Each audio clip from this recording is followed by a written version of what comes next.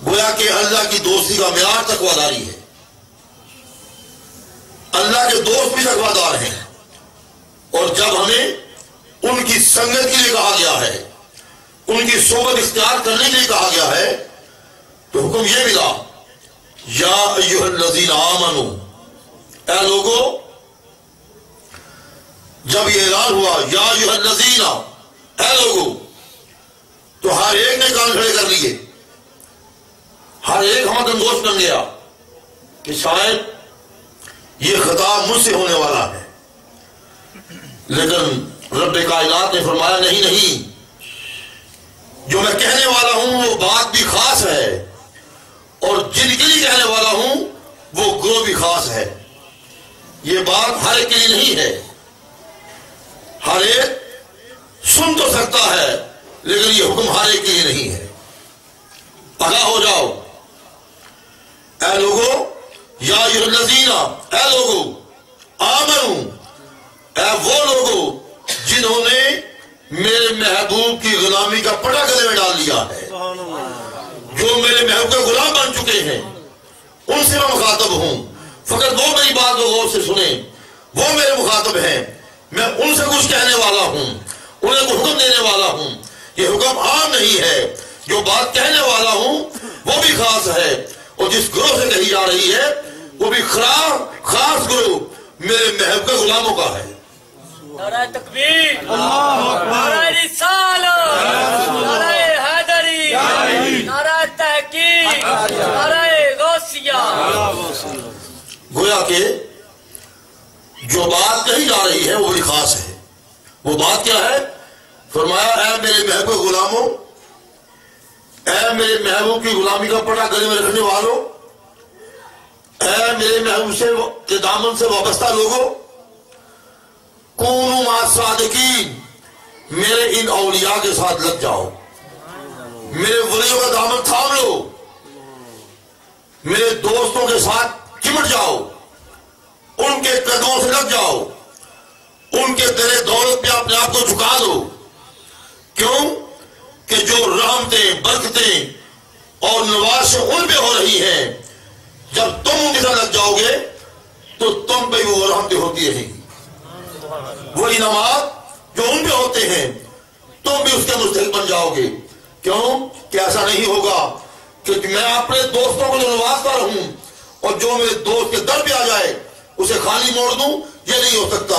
وہ بھی ویسے ہی نوازا جائے گا جس طرح اپنے دوستوں کو نوازتا. سبحان اللہ. اس لیے کونوا مع الصادقین, ان سچے سچے لوگوں کے ساتھ لگ جاؤ, تاکہ ان کے ساتھ لگ جاؤ گے تو تمہیں انعام ملے گا. وہ انعام کیا ہے؟ وہ طرح طرح کے انعام یہ ہیں کہ شیطان کا حملہ نہیں ہوگا. سب سے پہلا انعام یہ ہے کہ شیطان نہیں, جو تمہیں ہر نیکی سے روکنے کی کوشش کرتا ہے اور تم بہانہ بناتے ہو کہ شیطان نے ورگلا دیا تھا, اس شیطان لعین کے حملے سے بچ جاؤ گے. میں ایسے نہیں کہہ رہا, قرآن پاک شاہد ہے اس پہ.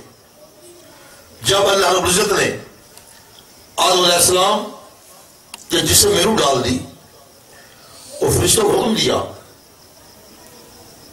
کہ آدم کو سجدہ کرو, تمام جھک گئے. ایک کھڑا رہا, وہ نہیں جھکا. وہ کیوں نہیں جھکا؟ وہ اس لیے نہیں جھکا کہ وہ رہتا تو باادب لوگوں میں تھا, رہتا فرشتوں میں سے تھا, لیکن وہ فرشتوں میں سے نہ تھا. رہتا ان میں تھا جو باادب تھے, لیکن وہ خود باادب نہ تھا. ان باادبوں کی وجہ سے وہ چھپا چلا آیا تھا. جب تک اللہ کو سجدہ ریزیہ کا معاملہ تھا وہ کرتا رہا. جب اللہ نے اپنے بندے کی تعظیم کا حکم دیا تو وہ کھل کر سامنے آ گیا, ظاہر ہو گیا. معنی یہ ہوا جو اللہ کے بندوں کی تعظیم سے اعراض برتتا ہے وہ شیطان کے عمل پہ عمل کر رہا ہے, وہ شیطان کا پیروکار ہے, وہ اس میں شیطانیت ہے. اس لیے اللہ کے ولیوں کا وہ ادب نہیں کرتا. تو اللہ نے فرمایا کہ تجھے کیا ہو گیا ہے کہ تو نے میرے اس آدم کو سجدہ نہیں کیا؟ صفائی کا موقع دیا گیا، اتنا ڈھیل تھا، موقع ملنے کے باوجود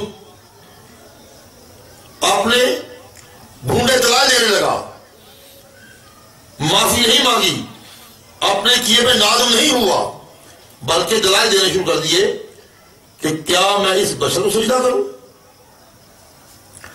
جب اس نے حقارت کے ساتھ بشر کہا تو اللہ پر جلال ہوا، جلال آ گیا،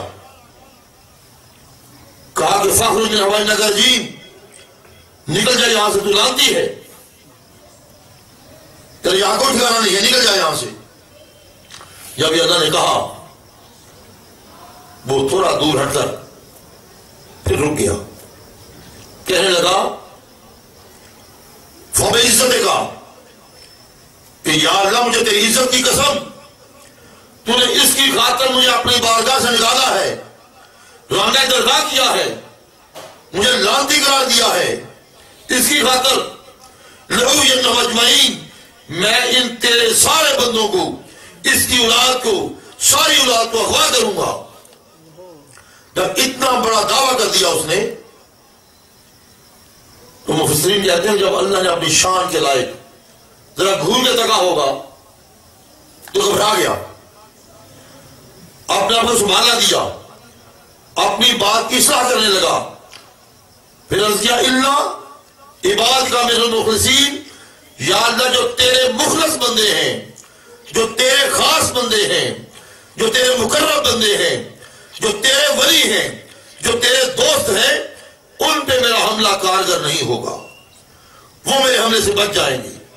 تو اللہ نے کہا کہ اے لوگوں، اے میرے محبوب غلاموں، جب شیطان کے حملے سے میرے مقربین بچ جائیں گے تو کونوا مع الصادقین، تم بھی ان کے ساتھ لگ جاؤ، جب تم ان کے ساتھ لگ جاؤ گے تو اس لعین کے حملے سے تم بھی بچ جاؤ۔ نعرہ تکبیر، نعرہ رسالت، نعرہ حیدری، فیضان سید جعفر شاہ ولی، فیضان سید جعفر شاہ ولی۔ گویا کہ صحبت کا یہ سب سے بڑا اجر ہے کہ شیطان لعین کا حملہ کارگر نہیں ہوگا، اس کے حملے سے بچ جائیں گے۔ جب اس کے حملے سے بچ جائیں گے تو پھر بہت سی برائیوں سے نجات مل جائے گی۔